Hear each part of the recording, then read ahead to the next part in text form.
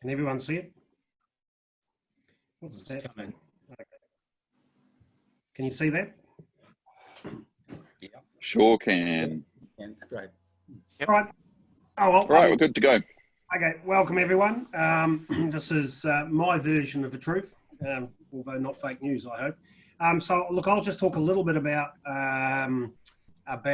sort of my experiences with private ownership of gliders and syndicates, and sort of how I think the costs lie. And then Mike's going to talk about what we can do, what we can't do, and what we are doing that we shouldn't do with the gliders that we then own. That's the plan. And I might just whiz through mine and then take some questions, and I think Mike might do the same. So, and then we'll leave some time at the end. So if that sounds like a plan, that's what we'll do. So, and now for some reason mine's now not working. Why is that? Here we go. So there's Taupo for all of those, and I think all of those are privately owned gliders. So my question was, so you want to own your own glider, why? So what I thought I might do is just step through the things to consider, and then chip in if you think of any others. And then I might sort of have a look at a few of the costs. And that glider at the front is now not owned by Tim. First things first, buying gliders is easy, selling them's hard. It's been my experience, maybe not everyone. Tim sold his in about 6 hours, but the rest of us usually takes 6 months. And in terms of owning one, it's really probably important to understand what you or anyone that you're in syndicate want to do. Is it contest and badge flying, or is it general recreation stuff? What's important to you? Because it'll have an influence over what you need to buy to fit into the various classes of contest flying versus recreational flying. Where you're going to fly, I suspect, and I might be wrong, but I suspect buying a PW Fly 5 to fly out of O'Marama is probably not a wise idea.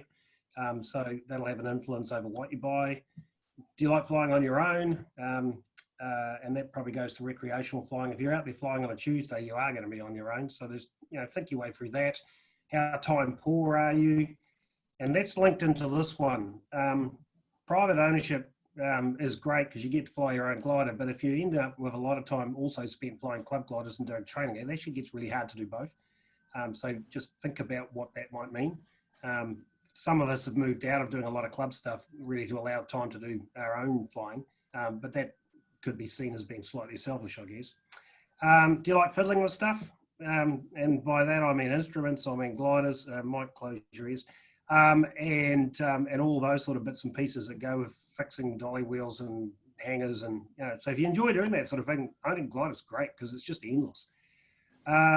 And then the question is, are you happy to be in a syndicate? And we'll come back to syndicates in a minute, or group ownership. Costs, and I'll go through those. There's lots of them, and surprisingly, at times, quite a lot. And then equally, how much risk are you willing to carry? And that goes to the conversation around how much insurance you want to carry and what sort of excess, or whether you want to carry insurance at all. And a number of privately owned gliders in this country aren't insured. Where are you going to store it? Club hangars have full of club aircraft, so you're going to have to find your own, or do you want to store it in a trailer, which is quite versatile and cheap, but it has problems with hanger rash or trailer rash. And then, in my view, and I'm going to be corrected here, but the trailer is almost more important than glider, and particularly if you're going to trailer it often, because getting gliders out of crappy old trailers does an enormous amount of damage, usually does your back in, and puts you off actually ever doing it. So the trailer is actually quite crucial to this debate. And the other thing is, I find that because I tend to fly my own one more often than not, you actually lose a bit of currency in flying over. So every second year I'm going to go and do a BFR. It's probably the first time I've sat in a poo hats for 2 years. So there's a little currency issue around that, which I consider. I don't know, other people may not.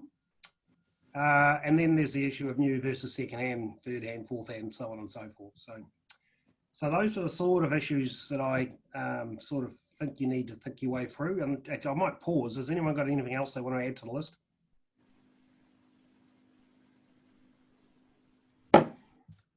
Oh, excellent. I must have got them all. All right. Costs. So I did a bit of an analysis of what the cost would look like for a couple of different scenarios. One's a $100,000 glider, so like a Discus 2A or something along those lines, and then we'll go for a cheaper one, and then we'll go for a syndicate sort of type operation. So, and again, stick your hand up if you think I've missed the cost in there, but $100,000 glider, 3% cost of insurance, depreciation, and non-cash stuff. So there will be some R&M, but probably the other thing to consider is that over the lifetime of most gel coat and painted gliders, there will come a time when you actually have to redo it. And that might be every 15 to maybe 20 years. Mike helped me here, but I'd say it was 20 years. It's not a cheap exercise, and you need to effectively either budget for the cost or allow for what is essentially depreciation.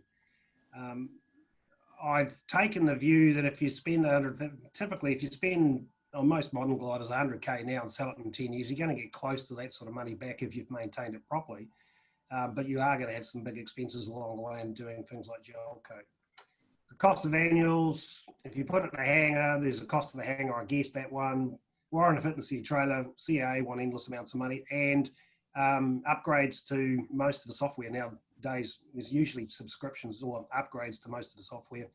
And cost of capital, and you'll see in the one next to it where I've got low cost or partial cost model.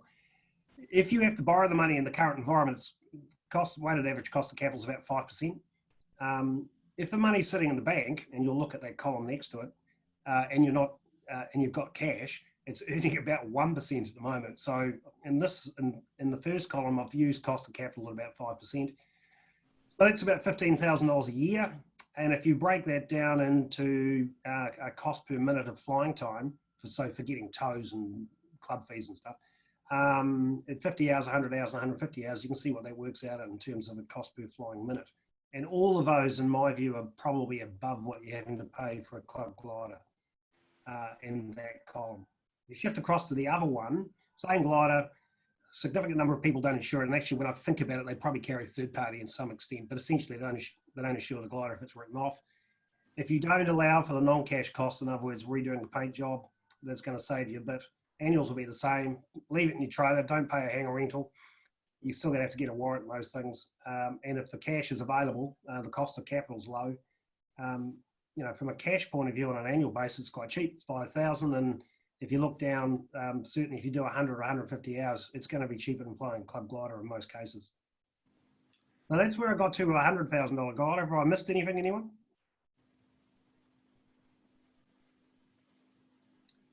There you go, I have it. That's great. If you go to a $50,000 glider, and yet again, Tim, you'll probably recognize the glider, and yours was the market value I used. Then you run the same scenario, then you're looking at quite a, same numbers, just with a lower cost glider. You're looking at quite a lot of time you'll be flying at a rate on an annual basis that's cheaper than hiring a club glider, and it's your own aircraft. That's for that. So keep those ones in mind. I don't think there's anything I need to add. I mean, you've followed the thing through. If I go to, so then I went and had a look and said, what happens if you decide to go in a syndicate with 3 others and buy 175,000 second-hand Judo discus? And the reason I picked that is that I'm in a syndicate with 5 others and we've got 170,000 Jolly Duo, so I had a starting point. But you can pick anything you like. And rerun the numbers, and largely you can see the result at the bottom. It's divided by 4, obviously. So from a much more expensive glider which carries 2 people, clearly, you end up in a situation where if you are doing 100 hours, that's not syndicate. If you're doing 100 hours, you're getting in there at a rate that's the same or less than a Club 2-seater to fly. Make sense? Yep. I can't tell if it makes sense or not because I can't see your reaction. That's easy. So then I had a look at syndicates, and I've been in a number of them over the years. And as you can see there, I mean, 5, I think, or 4, 5 if you include a gliding club, which is essentially a very large syndicate in many ways. So, 4 of us own 2 gliders, 5 of us own 1, 2 of us own 1, a whole range of different bits and pieces. I should put these up there, shouldn't I? And what have I learned? Well, it clearly lowers the cost of ownership, without a doubt. It's a great way to get it. For me, it was a great way to get into glider ownership and understand what was required. Otherwise, you just tend to go out and buy this glider and then discover a whole lot of things you didn't know about. So from that perspective, it was actually quite useful to understand a lot of that stuff from my point of view. But what you do need to be able to get on with the other members of the syndicate.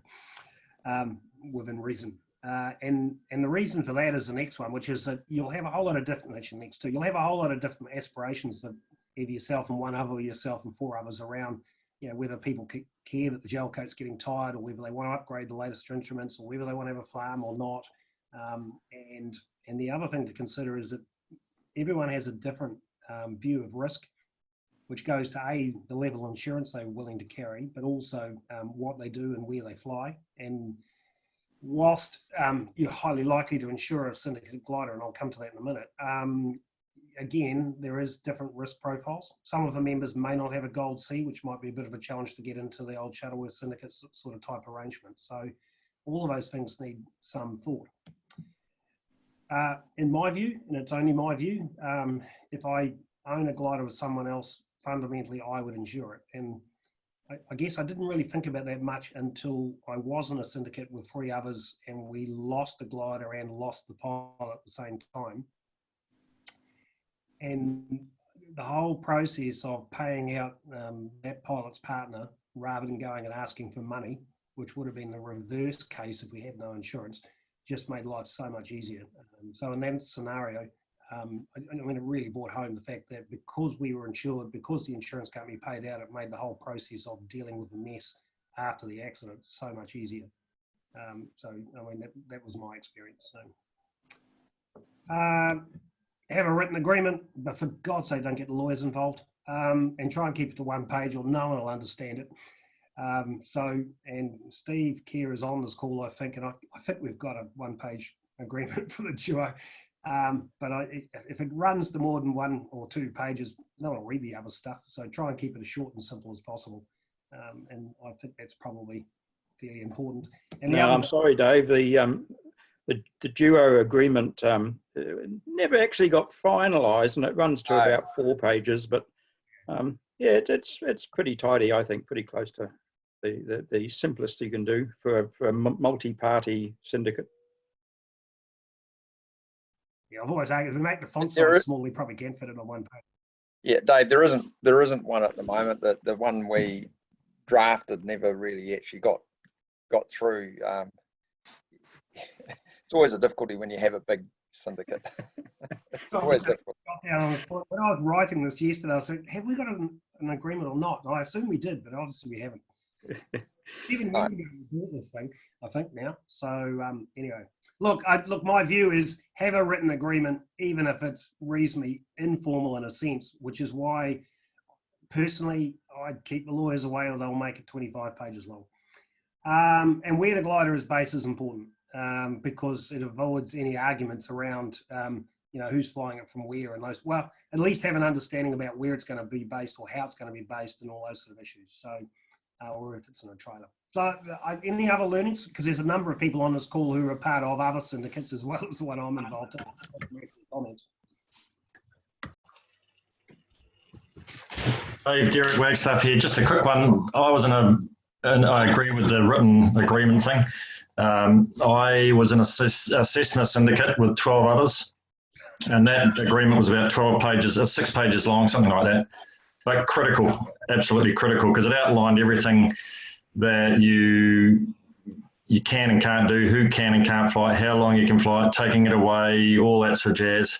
And it's just clear and obvious right from day one, so there's no arguments further down the track. So unless you're in a syndicate, small syndicate or a syndicate with very like-minded people that you get along with, and I'm unfortunately in one of those, anything more than that, you definitely need something in writing. It's a fair comment because the ultimate syndicate is a gliding club, and that's a large number of people, in which case it's the reason why we have the whole series of rules. And rule books and gliding clubs normally run to multiple pages. And a lot of these, they tend to be in gliders, they tend to be 2, 3, and 4 people typically. But yeah, point taken. One thing I'd comment on for syndicates and agreements, one of the things is at the sort of bottom of your list when you're buying in is getting out, but having a mechanism for exiting the syndicate is, in my mind, one of the most critical parts of your syndicate agreement. Yeah, it's Ray, isn't it? I'd agree, and it's the same with equity partnerships and business. getting in is easy, getting out is hard. And so you have to, everyone goes in with huge amounts of enthusiasm. We're going to fly forever and we're going to live forever. Well, life's not like that. So the getting out thing is always slightly more difficult. Any other questions, comments? You're going to be up very soon. Yeah. Murray here. Please. I'll turn my video on. I hope people look at these costs here, and those that are still members of a club and don't have their own gliders, that realise actually how cheap gliding is provided by a club. We get members in our club that say, what, you want to charge $50 a day if we take it to a competition? I tell you, that's cheap. Yeah, look, sorry, I'll go back.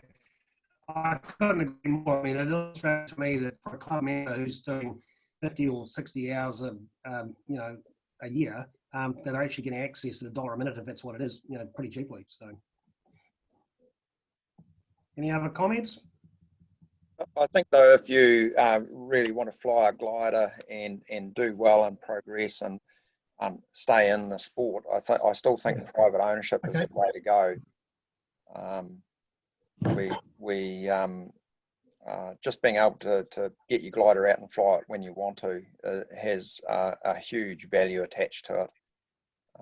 And when you look at really old gliders like an old Labelle or a Cirrus or something like that, and you pay maybe $15,000 for it, you do the sums on something as cheap as that, it becomes really cheap. And especially if you're prepared to do a bit of sanding and redo the gel coat yourself, or do up a trailer, or if somebody's new and keen, private ownership is a really good way to go rather than trying to do it through the club system.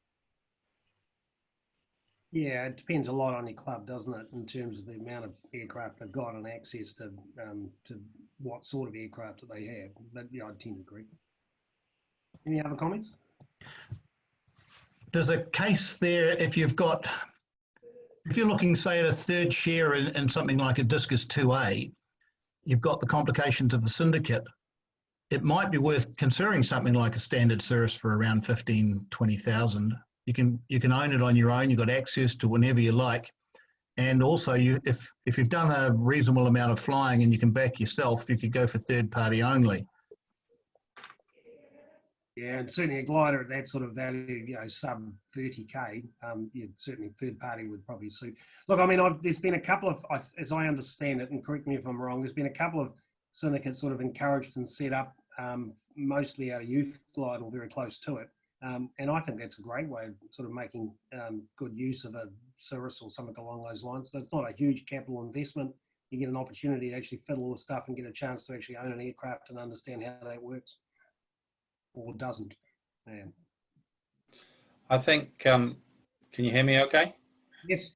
Yeah, I think I've been in syndicates with 4 and 2 and myself, and anybody entering into the market, I'd recommend very much that you do go for a syndicate of 2. It makes it much more social, and when things like trailers need doing up and all that, 2 people doing it's much, much easier. And you've also always got a crew.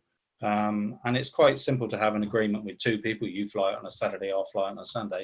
But I found, I own my own glider, as you know, and it's hard work moving it around and doing it all on your own, and it costs a lot more money. But I really enjoyed having one syndicate partner with helping out. He would crew for me at the Nationals, I would crew for him at the Nationals. Whenever we needed to do anything, there was 2 of us to lift the wings and polishing over. Of course, it halves the costs. And if, as you rightfully say, you go for something like a Cirrus or a Labelle, $7,000, $8,000 each with half the amount of work, and you normally get pretty much 80 or 90% of the flying that you do anyway. It's by far the most cost-effective way, and more importantly, I think you've got the social interaction with it. I find single ownership's a little bit in your own little bubble, and it's not quite so social. Yes, you can take it away in the Nationals and do what you want with it, but you're missing out on quite a large part of gliding, I think, if you go that way all the time. Yeah, that's a good comment. I'm a single ship owner, and the way I see it for myself is that I know where the glider's been, what it's done, what paddocks it's been into. So when I go to look at it, everything's set up. When I hop in there, everything's where I want it to be. I don't have to make any changes every time I jump in for someone else who's been in it. And I look at it that way. So as a self-owner, I'm quite happy not to be in a syndicate. Trace, you have no idea what paddocks that glider's landed in. Well, that's right. But I know where I've put it 37 times. I know, I was watching. Yeah, for those who don't know, it's the previous owner of the glider he's referring to. What was I going to say? Yeah, look, those are all good points. And maybe I should go to the benefits, which there's a red line on my screen. Is there on anyone else's? Don't know what that is. No. So look, the benefits are was the one that Trace talked about, which is you've got a glider set up the way you want it. You don't have to swap Audis in and out and all that sort of stuff out of club gliders. There's no booking required. Turn up and go fly in your own glider, time slots, and all those sort of frustrations you have when you find club gliders, particularly if you're sort of trying to do anything of any size or distance. The other thing, which again, Trace, this is your point. I mean, you get highly familiar with your own instruments and your own glider, which at times is highly, you understand what 1,000 feet above the ground means in terms of its performance or where you can get to and all those sort of instinctively. You know how the instruments work, you know where they are to look, all those sort of points. You get a chance to fiddle and adjust and add extras yourself, which is great. You can repaint your glider under lockdown for the one person who's probably made the most use of the last 4 weeks. That's a good idea. All those sort of added value. Yeah. Someone should try painting their glider over the last 4 weeks. I wonder who that was. I think it actually adds value to clubs through more activity and more cross-country flying. If I look at, and I can only really speak on the 2 clubs I've been involved in, but the more private owners we've had around, and I'd be interested in other people's views, the more private owned gliders we've had around, the more people we've had flying on an individual day, and the further people have flown as a result of seeing what other people can do, if you follow that logic. And the other thing is there's a bunch of toes that the club wouldn't have got because there's more aircraft on the airfield on any one day. Any other views? No? Very quiet. Okay, and the other point is cross-country flying, I think, is one of those things that does hold members in the sport, and I'm generalising here, but most privately owned gliders are probably doing more cross-country hours and kilometres than the club ones. Look, I took the punt here that generally, and it is generally, we're flying a glider of better performance than some of the club single-seaters or two-seaters. And without a doubt, there's a sense of fulfillment in owning your own glider. Call it ego, I don't care. The issue is, there is some pride around having it and playing with it and breaking things and fixing them and all those sort of bits and pieces that go with it. And it's fun, is the last point. So, look, I haven't got too much more to add, except it's been my experience with private ownership, and I would have a view that we should, keep encouraging people to pick up either some of the older gliders around or keep importing better ones, because I think it adds to the value of the sport. Any other comments? I haven't got anything else to add at this point. Yeah, Murray again. I would say the biggest benefit I've had from owning my own glider is the quality of the flights that I've had. I look at the big ones I've had, they just be almost impossible. Well, I shouldn't say that. The world record I did was actually in a club glider. But the other cross-country and adventure flying I've done, it's just hard to imagine how you can just have access to a club glider or even a syndicate one to be able to do that. And it's hard to put a price on. And with something like COVID-19, and you look and you think, I look for myself, I'm in my 60s now, and I'm thinking I've probably only got 10, 15 years flying left, and make the most of it. Yeah, certainly. I've pushed further in my own glider than I've ever did in club ones, but part of it's the performance of the glider I now own.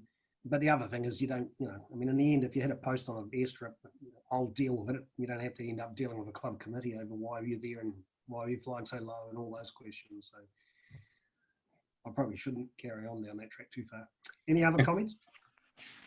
That is an aspect of club gliders, as well as the chances of them being hanger-rashed or damaged in some way and out of action is quite a lot higher because they're being used a lot more. So that's an advantage of having your own glider, is you actually have access to it more.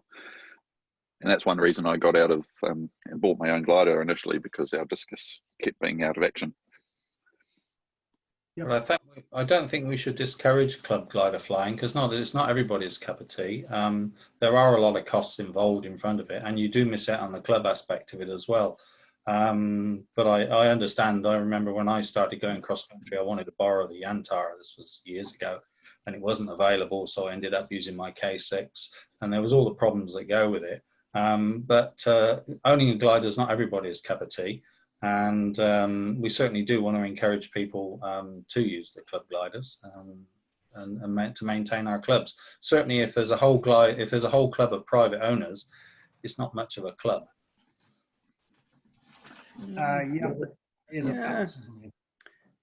No, I don't agree so much with that, Mike. I think we do have. Have we got this going? Yeah, yes, Bob here. I think the club spirit is still quite strong if you've got a lot of the club members are private owners. You still have to have the club to fly gliders. You'd have to have tow planes or winches or whatever, and you have club facilities and things, and be part of a club to actually fly anyway. So I don't think your club actually misses out on much of with people flying their own gliders. Certainly not in Piako's case. It hasn't worked out like that. In fact, the more people we have flying private gliders, the better things seem to be. It was certainly like that in the UK. I used to fly my own glider all the time in the UK, but there was very much two entities to it. There was the club aspect for the people that didn't have one, and it did tend to breed these two separate things.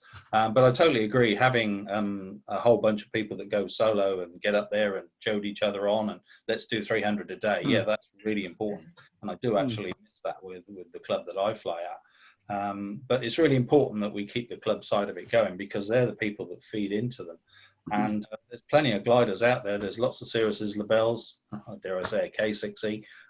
You can do anything you want with those gliders, so you don't need to spend the amount of money that Dave was going on about. But unfortunately, we don't seem to do it. We just seem to have a whole load of Cirrus's rotting in the back of hangars.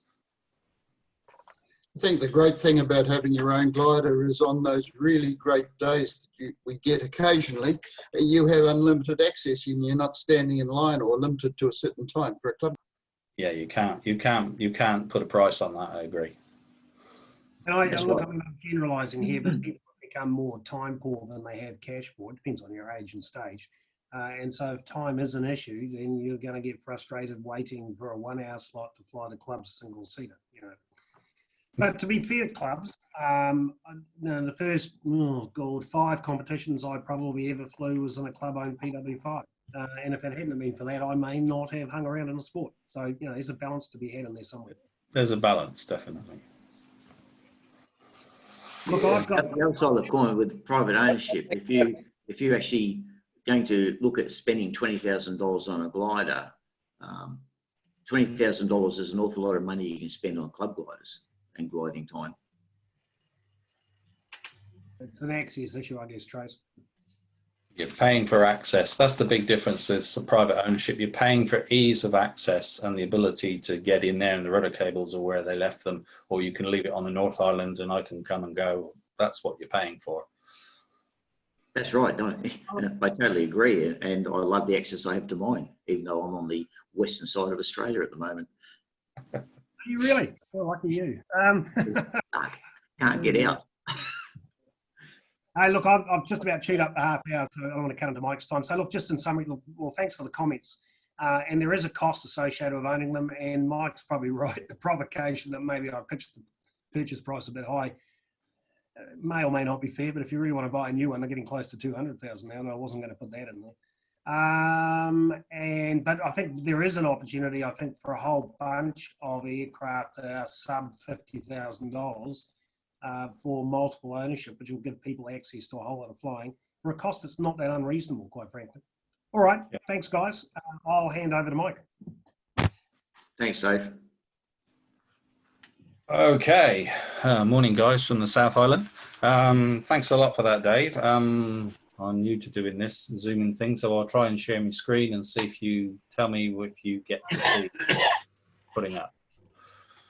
Right, share screen. So can you got it. all see that? And hang on. How do I go from the beginning? Slideshow. There we go, from the beginning. It's not doing it. Okay, so glider maintenance. So obviously we've listened to Dave, and we've gone out and we bought ourselves either the latest and the greatest, or we've got a label between 5 of us, and we get it home. And if you're anything like my sister thinks of me, the first thing you want to do is take it to bits. Well, stop. That's the first thing that I would say. Gliders in this country are type certified, which means that they've got to be maintained in the way that the manufacturer built them. So that means that not everybody can work on them. If you want to do modifications and repairs, they comply with certain rules. If you need to do things like put winglets on there, you need certain CAA modifications, and some of them can cost an awful lot of money. And if you do certain things, you can actually make them unairworthy. So really speaking, you can't do anything that you want with them, okay? So because they're type certified. I wanted to get rid of that on the left, but never mind. So Mike, if you go down to the bottom, next to your little volume slide control, yeah, there's a little, the first little thing to the left of the volume control, just click that, that'll go to the slideshow. Slideshow, slide, no, it's just... So down the bottom right-hand side of the screen, your volume control. Oh yeah, I got you. Yeah, the first icon to the left. Normal? Go right, no, right. That one? No, the last one. That one? No, the next one. That one. Hey, thank you. You can see my screen. Right, let's get rid of you guys. I don't want to see you guys. Okay, so glider maintenance. Well, there's a really nice glider on the screen right at the moment. Just currently doesn't have any gel on it at the moment. So, we've been through that one, and we go on to this one. So, if you've got your own glider, the GNZ have actually written a very good advisory circular that probably not many people know exists. It's AC3-15. I'm sorry, this is a bit dry and boring after Dave's recent one, but this does tell you the responsibilities of what you can do. Okay, and the AC is quite easy to find because you just go into the GNZ website, go for pilots, look under admin and forms, AC circulars, airworthiness, and you'll find it there. So after this, I would recommend that you go and have a look at it. It's about a 6-page document, and it's quite well written, and it tells you all the responsibilities as an owner and as an operator of a glider and what's involved. But I'll pick out some of the key points. One of the first pages it goes on about is once you've got your new glider home, you really want to make sure that you've got all the paperwork with it. Having the glider is one thing, and as they say, you know, the weight of the paper has got to exceed the weight of the glider. So it's really important that you make sure that you've got all of these things. And then ideally, if you pick up a glider, you want to make sure you can get the paperwork right back to the original test flight that was taken over in Germany or Poland, or wherever the glider was built. Certainly, if you're importing a glider, and I've done quite a few imports of gliders, the CAA want to see a good track record all the way back from the factory when it went to America and then when it came here. So making sure you've got all the paperwork is quite an important side of it.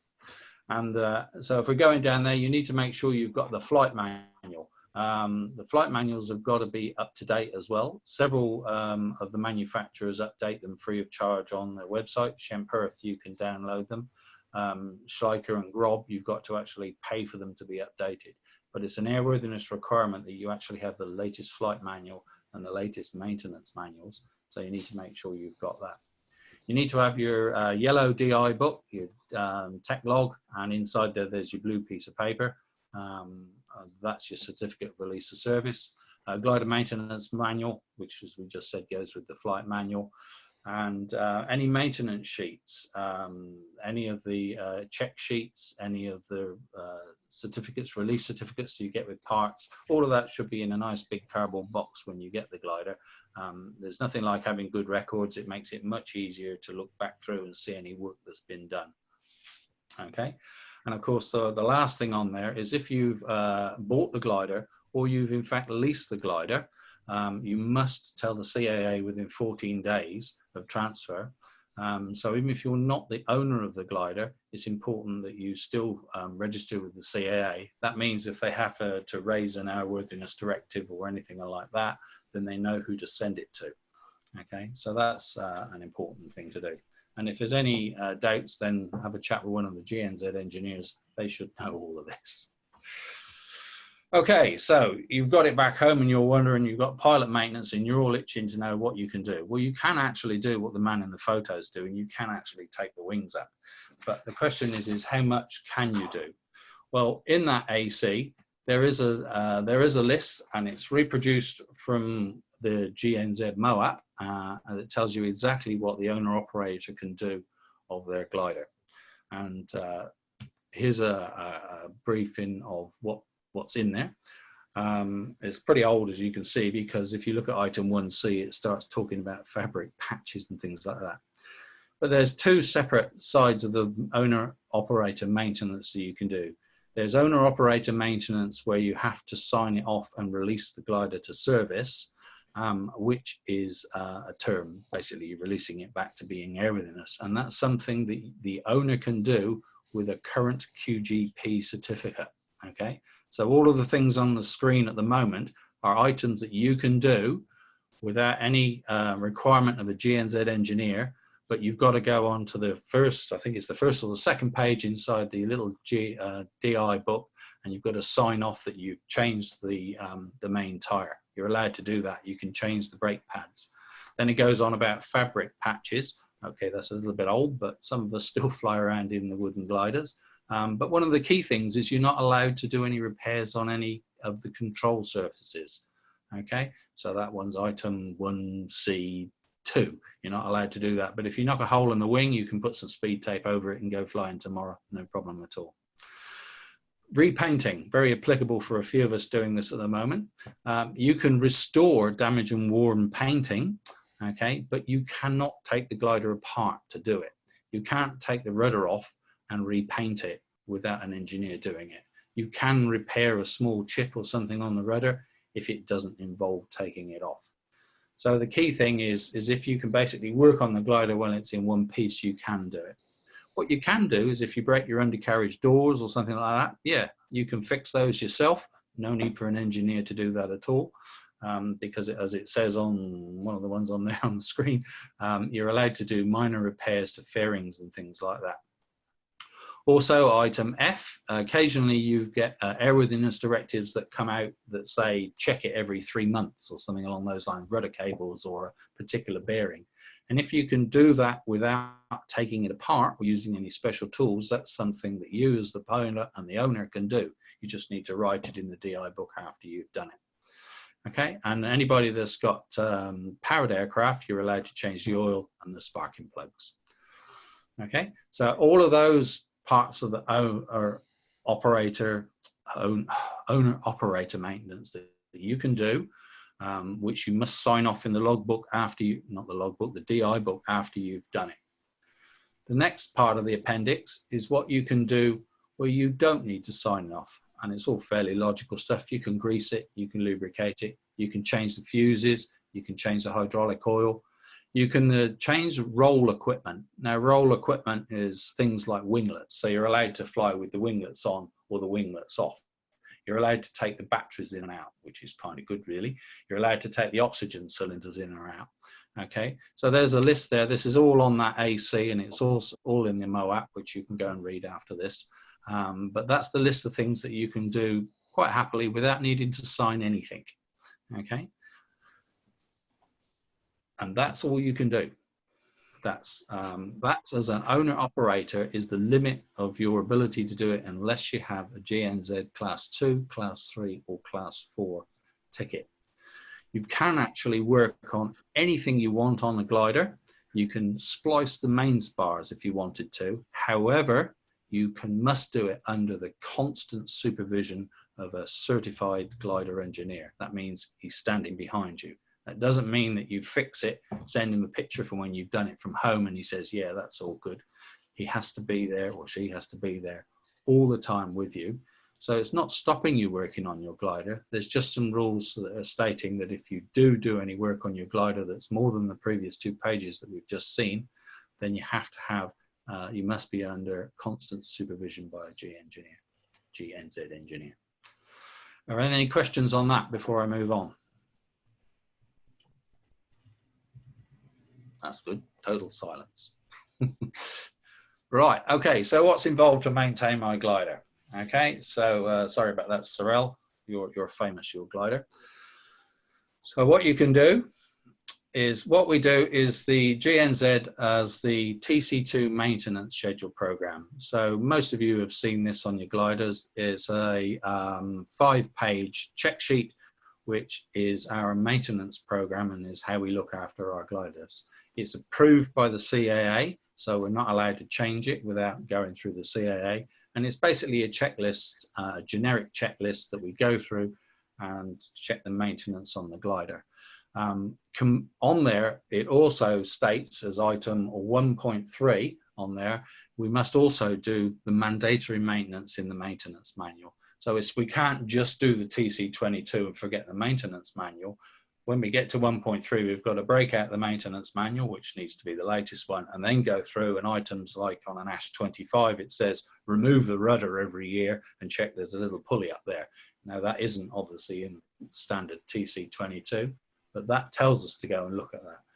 So we do that maintenance, and that maintenance is required every 12 months. So if you own your own glider, this needs to be done. And on a club glider or high use gliders that are rented out, this needs to be done every 6 months. The other thing we've got to do is what's called a review of airworthiness. Now this is an 8-page document that needs to be done now every 24 months on a private glider and every 12 months on a hired out glider or a club glider. And it's a very, very intricate audit, and it needs to be done by someone who's taken a CAA qualification and examiners. I've got an IAG, an inspection authority for gliders. And it goes through and it checks everything.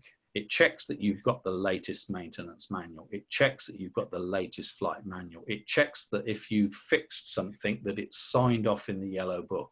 It checks that it's been done. And it's a very, very in-depth audit, which has to be done and then lodged with the CAA. So this is nothing to do with the GNZ. This is the same piece of paper as you would use on a Cessna 172 and on a helicopter. And it can be performed by someone who has a CAA IA or an IAG. So that means that a non-glider engineer can do this as well. But it's easier when you've got a glider engineer as well, because they're a little bit more tuned into what we need. And it's a very detailed thing and requires doing every 24 months. Other things that we get, if you've got an older glider, and we were talking earlier with David about owning an old Lebel. Oh, yeah, sorry. Just for the ARA, it should be 12 months for club gliders. Yep. It's only private ownership every 24 months. Yeah, that's what it says in the, yeah, required every 24 months for private gliders and every 12 months for club gliders. Sorry, I was just listening. I wasn't reading, and you said it was required every 24 months. So sorry. 24 months, right? I believe there is a push to change that one to 24 months as well. It does require that the IA must see the glider as well, even though it is a total paperwork exercise. It's a very detailed audit of all of the paperwork and all of the work that's been done over the last 24 months. And they do look at it and they do record the hours. And if they see any repairs on there, they often, as has happened, if there's a repair on there that's quite a major repair, they'll be looking for the accident report that goes with it, or they'll be looking for the defect report that goes with it. So they do tend to look at these. So make sure all your paperwork's up together on these. So moving on, we were talking about owning older gliders later on. One of the things about owning older gliders, as David said, gel coat's one of the things that we need to be concerned about. You need to keep an eye on those. But once they start getting up into the 3,000 hours or 6,000 hours, then several makes of gliders require specialist inspections. This one's a Lebel, just the front page of a Lebel inspection. We've recently, Trace just asked, we've recently just done the 3,000 or 6,000 hour check on the ASK 21 in Taupo, and it's a very detailed check. And it goes through and it checks all the wear on all the bearings. You have to remove all of the ailerons, all of the flaps, all of the air brakes. It's basically strip it down as far as you can go. Some of the older gliders, you have to take layers of glass fiber off and check the metal fittings inside. So if you are going to buy an older glider, just double check that it's not due for a major inspection in the next 3,000 or 6,000 hours. And if it is, then build that into the price, I would recommend, because these can take anything from 50 to 100 to 150 hours to complete. And of course, if it finds anything wrong with it, then you need to do quite a lot of repairs on them. And on the label that I was doing a few years ago, I took everything out because basically every bearing that you can see on that label was worn out. And I had to replace every single part, every bearing that you look in there, and they all had to go back to Germany and they had to be repaired and then come back. So be wary if you're buying an older glider, make doubly sure that it's not worn out, or if it is worn out, you build that into the costs, and have a look if it's had a check, and in which case a copy of that report, and I think that report's about 20 or 30 pages long for the label, is in that pile of paperwork that you had at the beginning. Just excuse me a sec. Okay, wrong way. Okay, so what else we got? The other things that you can get is the dreaded Airworthiness Directive. So if somebody finds a problem somewhere in the world and it becomes quite serious, the manufacturers will raise an Airworthiness Directive.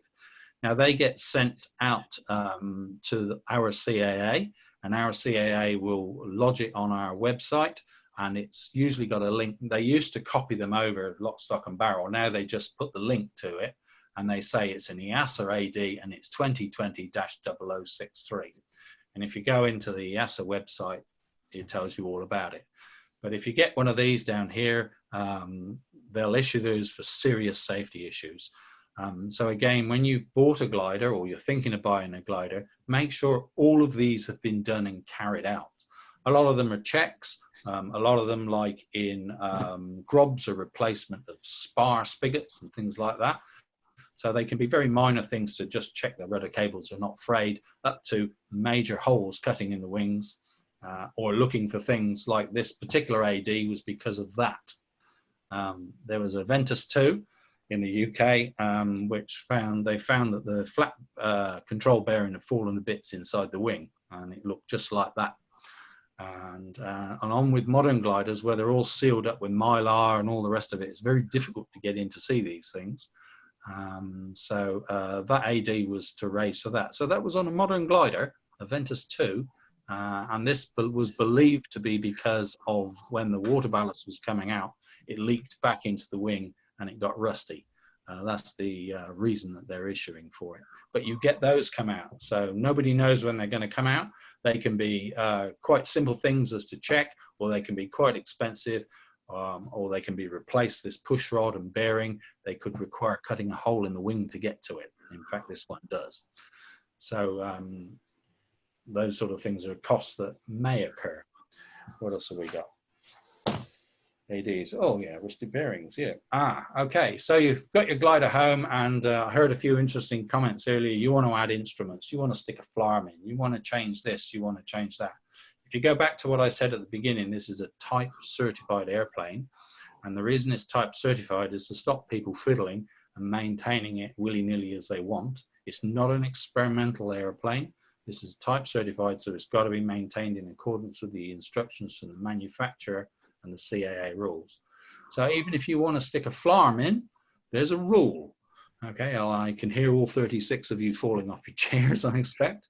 But there's an AC, which has been raised by the CAA, AC 43-14, and it tells you how to fit a radio, how to fit ADS-B, how to fit a transponder, and I even got one for us to how to fit a flarm here. Again, this is only a snapshot of it, but it goes on and on and on and on. And at the end of it, it says you've got to update your radio station approval form, lodge it with the CAA, and sign it off in the logbook. So it's telling you that it needs an engineer to do it. So if you're going to stick something in your glider, then check with your engineer first, because quite a lot of the time you need to do something like this. You need to do electrical load analysis and all sorts of things. So it's not quite a simple matter of sticking a flarm in, bunging your red wire and your black wire onto the battery with or without a fuse. You should have a fuse, and then off you go. You're not supposed to do that. Okay. And lastly, some other bits and pieces to consider. Every 12 years, you've got to replace the straps. Even when they look brand new, you do need to replace them. You've got altimeter and radio checks for people that fly with transponders. Every 2 years, you need them checking. That requires a certified avionics engineer to do it, and it's usually about $500. Okay, that'll be the same for ADS-B, and don't ask me any questions on ADS-B because I don't know the answers. Compasses are supposed to be swung every 4 years. Most glider pilots don't know what a compass is, but they still need to have it swung every 4 years. And certainly if you start changing instruments in your panel, you've got to swing it after those, because obviously if you put another magnetic device in there, it's going to affect the compass. Your tossed release hooks, every 2,000 operations or 2,000 launches, they need to be sent back to the factory for a refurbishment. And they change all the bits that are worn out on it. And even if you're like me, a winch pilot only, you've got to change the nose hook and the belly hook, even if you don't use the nose hook, because it's had 2,000 pulls on the yellow knob. And so they're basically saying that you've got to get those sent off. Dave's already said the CAA always want lots of money out of us. Every year, I think it's about $180, I think it is, that we pay each year to the CAA for the pleasure of owning our ship. That means that if we get any ADs, they'll send them to us. There's also a GNZ fee of $100. If you own a glider and it's serviceable, you have to pay the GNZ $100 each year. Oxygen cylinders, every 5 years on old ones, you've got to get them tested. Every 10 years on newer ones. And bad news for the guys with Kevlar, once they're over 15 years, they're scrapped. You must throw them away. There is no life extension on a Kevlar bottle, which will come as a shock to a few of you. And parachuting, owning a parachute. I had the CAA actually contact me recently. Steve's note that went out on the recent monthly thing he said about maintaining gliders and keeping them, they actually noticed that we hadn't put parachutes in there. So they read it. So make sure you keep your parachute dry, out of the wet, and get it repacked every 12 months. Mine's sat in the airing cupboard right now. Never leave it on the floor, never put it on the grass, never let it get it wet. If it gets wet, your water bottle get it repacked. But you need to get that done every 12 months. And again, as Dave said, don't forget the trailer. The trailer is, I would say, at least 50% of the problems of a glider. If you've got a bad trailer that takes 5 people to de-rig, you're not going to have many friends if you land out in paddocks. It needs to be very easy to use. It needs to be totally waterproof. And you need to obviously look after that. So that needs a WAF and a rego every 12 months or 6 months. It's just an older one. And that's just about it. That's the view when you get it all fixed. So, are there any questions? Mike, would you care to comment on GoPros and sticking them on the side of your glider? And the other question I had was things like putting XE-SAW on your phone in your glider. Well, starting with GoPros, I believe, as you would imagine, that the CAA have raised an AC on this. I don't think you are allowed to fit one on the outside at the moment. They were talking about the type of tape that you would use to stick it onto the wing. I personally have flown with one on the wing, and I put it in such a way that the turbulence of it affected the elevator, and it frightened the living daylights out of me. So I think from a legal CAA point of view, you're not supposed to fit cameras on the outside unless it complies with an AC, which I'm not aware of yet. I'm sure there might be one out there and someone can update me on it. Just going on that, Mike, you're quite correct. If you stick it on the outside, you have to have a 337 modification because it didn't come from the factory looking like that. There you go. That's right. So there you go. Trace has rightfully said it is a modification to the glider, which is no different to putting a radio in, no different to putting winglets on. Therefore, you need to raise a Form 337, which goes to the CAA, and they will want an engineer's report showing that it's not going to cause any problems. So the answer to that is no. With regard to using your phone in your cockpit, Ray, with XE-SAW, if you fit it in there permanently, then there is an AC which tells you how to fit it, which is basically the same as the FLARM. If you're sticking it on with a sticker on the side of your canopy, that shouldn't be a problem now. And the software is whatever you want to use. Mike, the parachute one, I hadn't noticed that before, but so if your glider turns up for an annual and the parachute's in the cockpit, is the engineer then required to check to see that it's been packed? No, the parachute is a personal item. It's nothing to do with the glider at all. It's a little bit like if it turns up without an oxygen bottle in that's 50 years old and worn out. If it's not in there, you can't. So it's not a problem. You certify the glider without oxygen. It's a pilot. You shouldn't be fitting it in there. But the parachute, no, it's nothing to do with it. If the parachute's old and not packed, it's not an airworthiness issue. It is, however, if you do a competition, because it's a competition rule that the parachute is packed within the previous 12 months and it has a parachute certificate. And that should be checked by the directors when you're signing in. Just two things there. One with the parachute, the main reason we're getting the chute packed every 12 months is it is opened up, aired, and it is dried out, and it's actually checking for moisture or any damage through mold or whatever. So it's in your best interest to have it done every 12 months. So when and if you have to use it, it will work. The other thing is it also parachutes now, it comes down the same as first aid kits. Engineers are no longer required to check the first aid kit every 12 months. It becomes the owner-operator responsibility. But it is a requirement to have a first aid kit. Trace is absolutely right there. We used to have to take them apart every year and check that it had so many razor blades and this, that, and the other thing. The requirement now is to have a first aid kit. And I must admit, the old contents that they used to check were a little bit out of date. Get yourself a damn good first aid kit. And it's supposed to be within reach of the pilot when you're strapped in. So if you're incapacitated, you've got to be able to reach it. And I bet not many people can reach their first aid kit. I couldn't reach mine in my SW20. So last question, I think. Speaking of oxygen and personal items, what's the current status of the Mountain High kits? I believe there is no CAA requirement to get them checked every 2 years or 4 years, as there was with the old A8 oxygen systems. That was mandated every 2 or 4 years, I think it was. However, I believe that a Mountain High have recommended that you send them back every 2 years.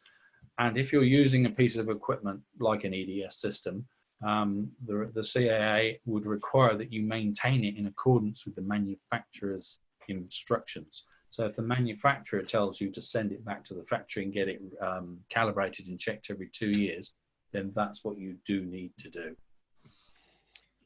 Also on those, sorry, the cylinders are also, like with the Taupo Gliding Club's ones, they're over 15 years old now, so they come under the Kevlar branch, so they will never ever be refilled. No, are they Kevlar cylinders? Yeah. Oh yeah, Kevlar cylinders, and I did check directly with the guys at Mountain High. No extension on Kevlar ones, but if you've got on one that's over 10 years old, I think it is, it's on the TC22, a steel one, you can carry on hydrostatically testing them and filling them forever. That's a health and safety requirement, the reason that we have them checked. It's not, I believe it's not a CAA requirement.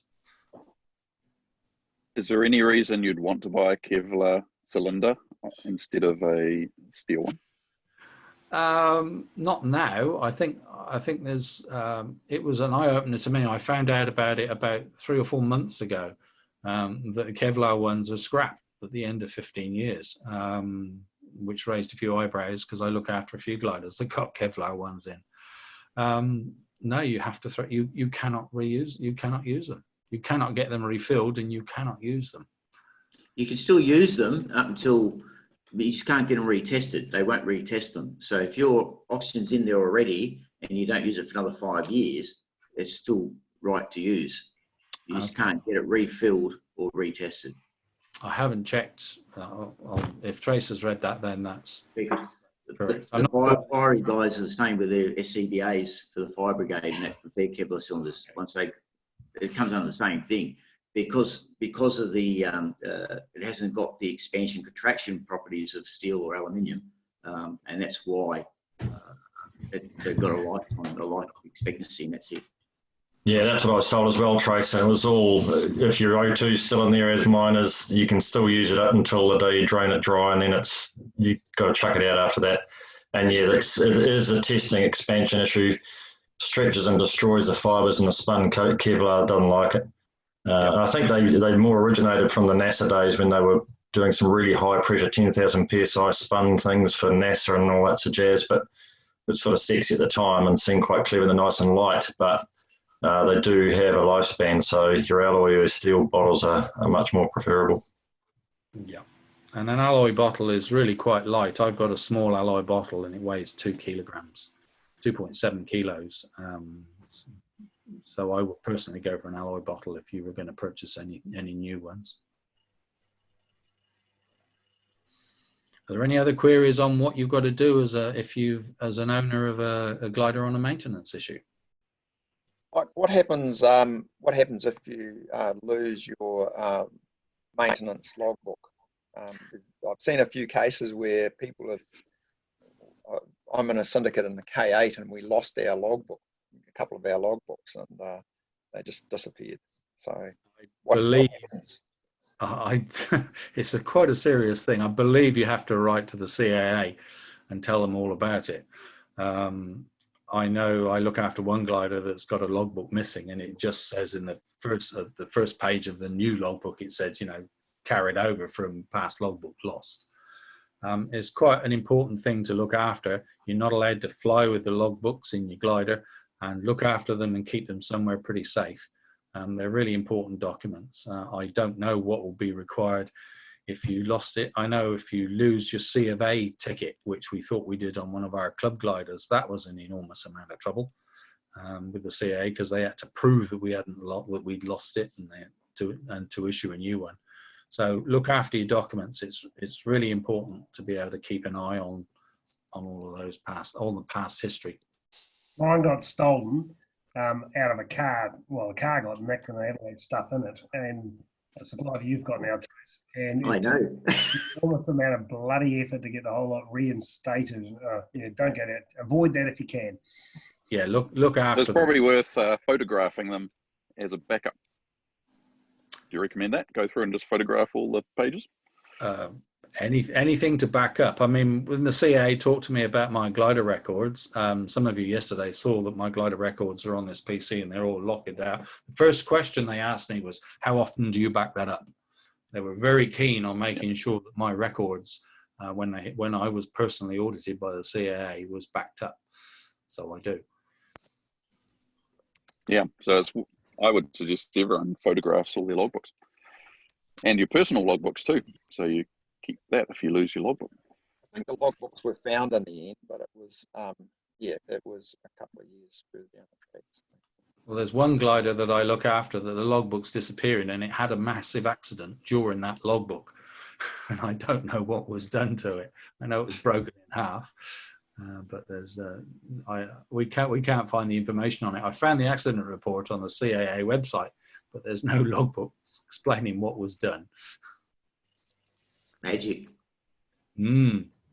So do the glider engineers keep copies of what they did as well? The glider engineers, the TC22 document, I keep a record. I keep those here if the owner wants me to keep them. Otherwise, once they're done, you should hand them back to the owner, and the owner should look after all of that paperwork. They should keep copies of the ADs and everything, because if you sell the glider, you need to pass that all on. So any glider that's sold, it's no good me hanging on to the TC22 documents if it's going to be looked after by another engineer. If it goes from the South Island to the North Island, I'm not going to look after it. Then basically it's important that you pass all that documentation on, as I showed in the first slide, to the new owner. So they've got a good record of it.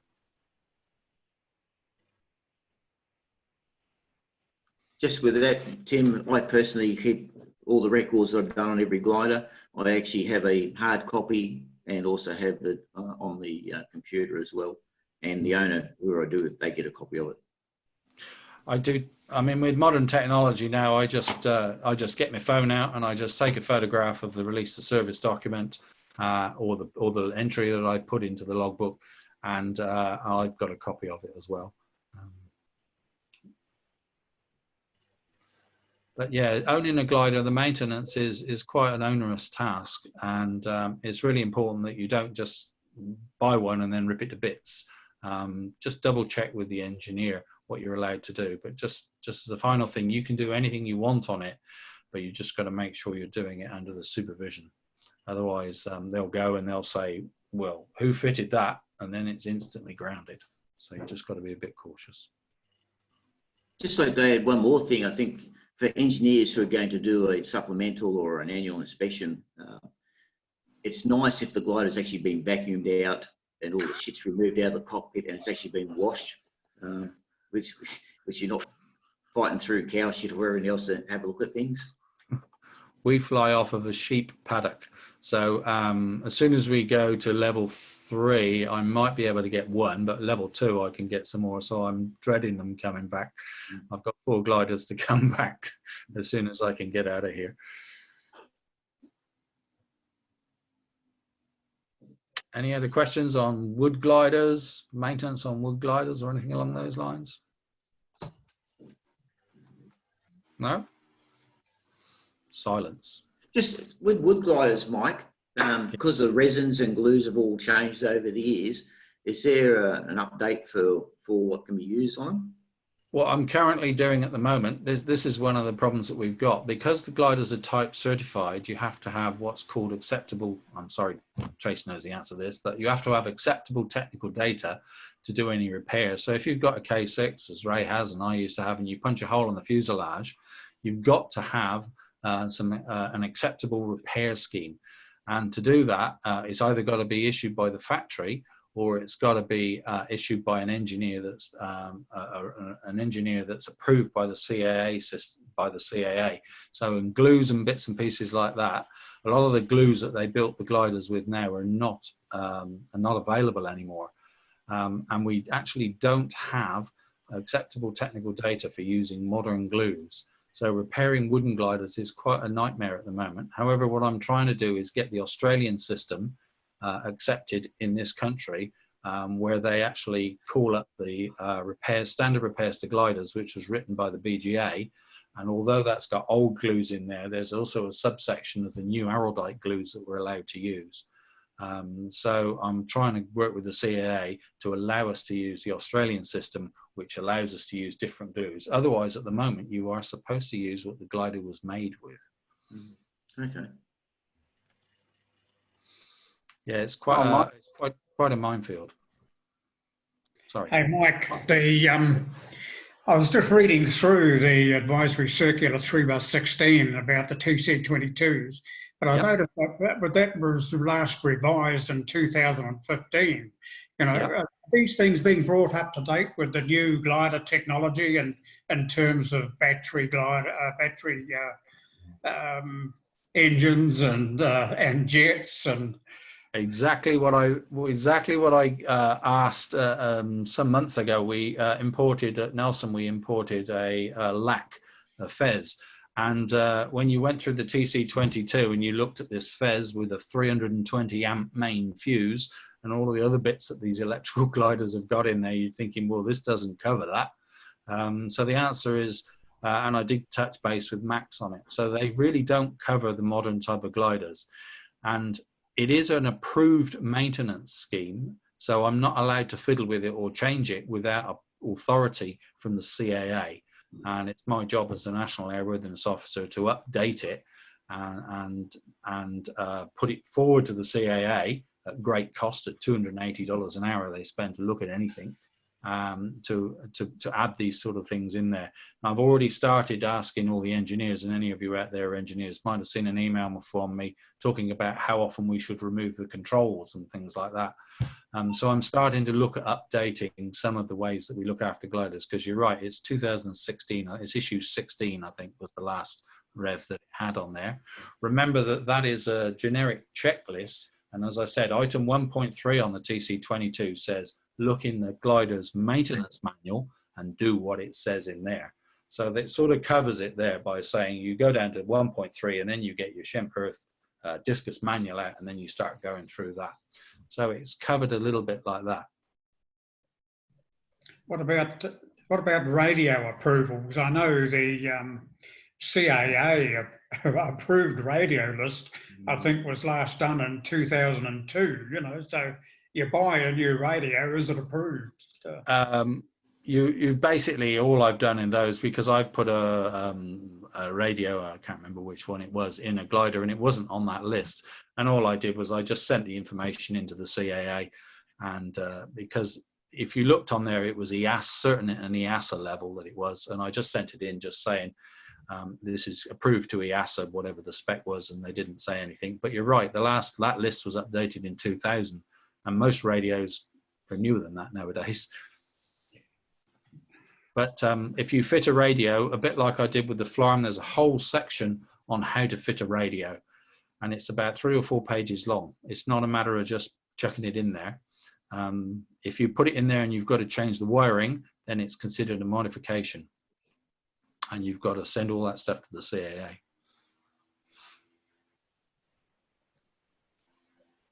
Hi, Mike.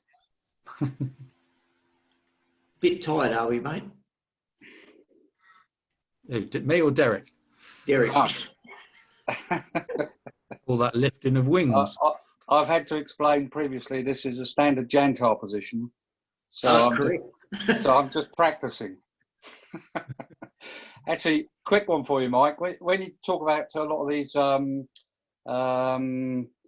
older gliders sitting around in the back of hangars, and then you tie that up with, for instance, what you were saying about that label and having it send it back to the factory, there comes a point, I would imagine, when you get to that stage where the glider almost becomes valueless, based on the fact that you're probably going to spend 15,000 on, well, I don't know. You tell me that order of cost on the major check. It was exactly that case with that particular glider. The owner paid X for it, and it cost him more to do the 3,000 hours than he did to purchase the glider in the first place. And that's something you need to be aware of. If, like, as you know, on your Yantar, there's a 3,000 hour check, and you've got to change the spigots on the main spars. That's a major job. That's already done. It's already done on one of them, but I don't think it's done on half the fleet. Yeah, done on half of the fleet, but the other half, the spare, is not done. And the same with grobs. We've got to start cutting holes in the wings for access panels on bell cranks. So if you are going to purchase an older glider, just double check, because Derek's absolutely right. The cost, if you can't maintain it yourself, the cost of maintaining an older glider can be quite high. Whereas the cost of maintaining a new glider, like Trace owns a nice new discus, is kept in a hangar. The actual annual inspection and work that's required on a new discus every year is very little. It probably takes 5 to 10 hours to do all the work and all the paperwork and job done. Whereas if you get an older glider and all the tape's gone on it, all the bearings are dry in it, and the rats have been running around inside, it starts at 10 hours and goes 10, 20, 30, 40 hours. But if you've got that's the advantage going back to that syndicate, we've got 2 or 3 of you can work on it, especially if you've got one in the syndicate who's an engineer. You're brilliant. What you want is an accountant and an engineer and a pilot, and you've got a brilliant syndicate then. One looks after the money, one fixes it, and one flies it. And the glider and the accountant don't really want to be too keen on flying either. Depreciation. But yeah, it is a bit of it. But so older gliders like Cirruses, they're bomb-proof. They really are. If you look after a Cirrus, there's nothing to go wrong with it. Occasionally, you have to change the little bushes in the back of the tailplane. They get a bit worn. But if you keep it clean, oil it and grease it, a Cirrus will go on and on and on forever. A Labelle is a little bit more fragile. If you go for an older wood glider, if you keep it dry, you're okay. But Kestrels and all of those sort of gliders, they're good value for money, but keep them dry, because Labelles have got balsa wood in the wing, Kestrels have got balsa wood in the wing. So you don't want to be leaving those outside. I think indirectly you're making the point that you want to be speaking to an engineer really when you're looking at a glider, don't you? I think it's really important that if you're not engineeringly minded, you do need to sit down, because they'll come up and go, oh, it's done 2,700 hours. Oh, and 300 hours, which is 3-4 years flying, you're going to need to do a 50 to 100 hours inspection check, or a 3,000 hour check, which will take 50 to 100 hours. So yes. And just on purchase price. Just on purchasing gliders there, point, I was looking at importing one from the US before I bought the little discus. And a point that Ross made to me was to be very careful when you're buying something from overseas, especially from the US, if it's actually experimental. Because being experimental, it doesn't have to have the ADs done, etc. So you could be buying a cheap glider only to realise that, okay, you've got to pay for all these things that haven't been done over the years. It's going to be, you know. That's a very, very good point. I didn't cover it with purchasing new gliders. I've done many imports from America, and if even a type certified glider came in was appalling. The last glider I've done, it had a fin tank added into the tail, and the glider never had a fin tank, never ever had a fin tank. So it got certified with the fin tank in there, but I sent them a letter saying they're not allowed to use it. But you're right, Americans, when they purchase the gliders, if they run them under the experimental scheme, they don't have to do any of the ADs at all.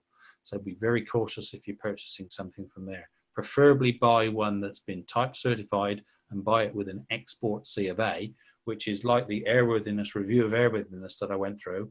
That means their airworthiness, their CAA goes through and checks that the glider's been maintained properly. And if it was broken in half, it's been repaired with a proper repair scheme. It's got the right instruments in it. It's got the right batteries in it and things like that. But even that doesn't work. I imported a motor glider, or I did the paperwork for it. It had all the right paperwork, and it was atrocious. There was things missing out the logbooks. There were modifications done on it, not done. So yeah, just be cautious, because when you do import the glider and the CAA come along, they will check everything, and they will go right the way back to the test flight that it came out of the factory, and they will check all the American logbooks, and then they will look at the glider and check that it hasn't got odd winglets that are not in the logbook and things like that. So yes, preferably buy something that looks like it should do. Don't buy a sort of LS3 with up and down turning wingtips on it because it goes better. You won't get it certified in this country.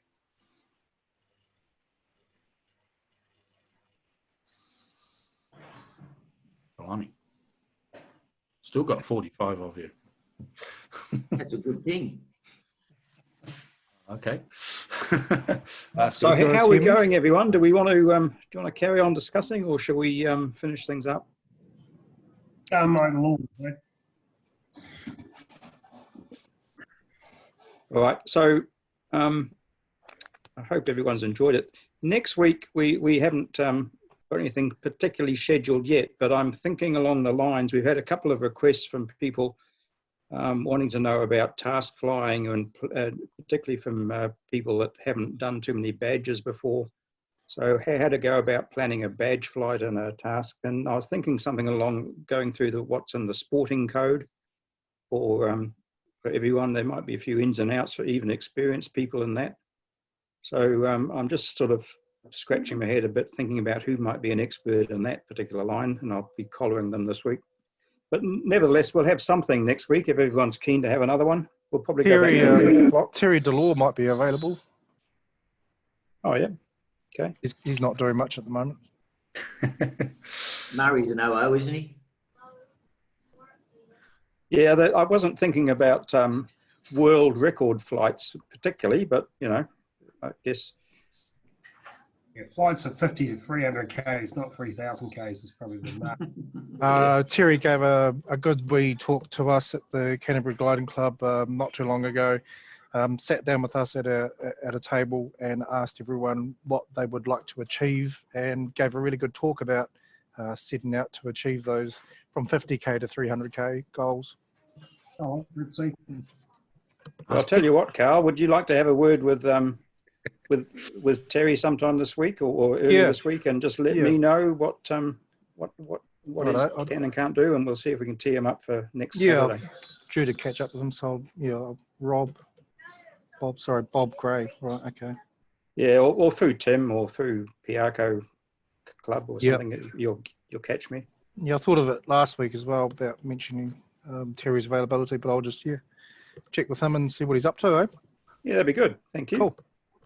Just before we go, I wanted to add something to Dave Jensen's thing. There's another option that fits between club and private owner or syndicate ownership, and that's the option of hiring a glider from someone. Sometimes you can find somebody owns their own glider, but for some circumstance they can't go flying, and rather than that sort of sitting in the back of a hangar, they might be prepared to hire it to you if you pay the insurance or whatever arrangement you come to. Yeah, really. That can be quite a good way to test the waters, if you like, without, you can get some idea of what it really costs without coming up with a 20 whatever grand or more to get into it.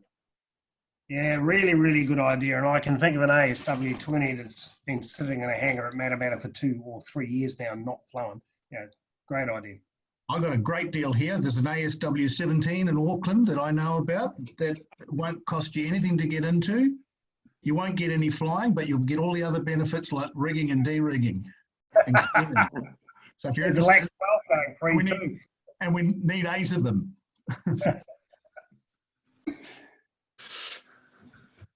All right, I'm going to go. Thanks, guys. Okay, Thank all you. right. Thank you, everyone.